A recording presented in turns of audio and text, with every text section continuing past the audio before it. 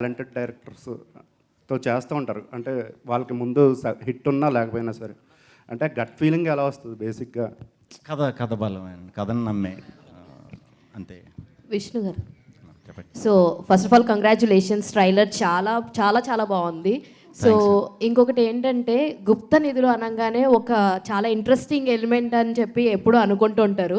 So మీరు ఏ ముహూర్తాన మేమర్స్కి ఇది దొరుకుద్ది అన్నారో మొత్తానికి గుప్త నిధులు మీనింగ్నే మార్చేసేదట్టు ఒక లాస్ట్ డైలాగ్ చేస్తారు.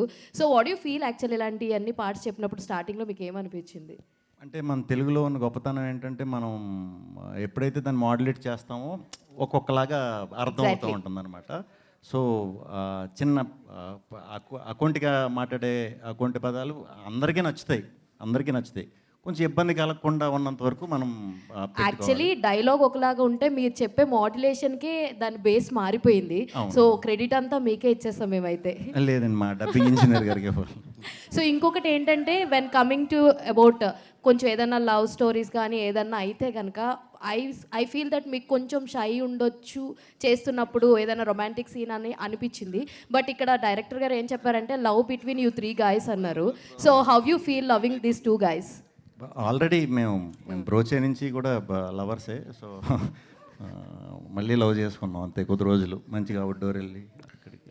శ్రీ విష్ణు గారు సార్, మీకు నాకు తెలిసినంత వరకు మీ సినిమాలో ఒక మంచి ల్యావిష్ సాంగ్ ఉండాలి, బ్యూటిఫుల్ లొకేషన్స్లో ఒక మంచి డ్రీమ్ సాంగ్ లాంటిది ఉండాలని కోరిక కనిపిస్తుంది మీ ప్రతి సినిమాలో కూడా.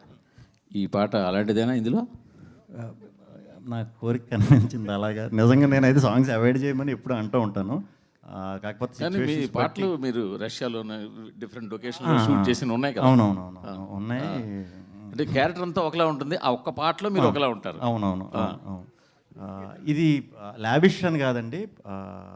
యాక్చువల్లీ వీళ్ళు ఒక క్లబ్ మెయింటైన్ చేస్తారనమాట. క్లబ్ అన్నప్పుడు కొంచెం మనం కలర్ఫుల్ లైటింగ్ ఇదంతా ఉంటుంది కాబట్టి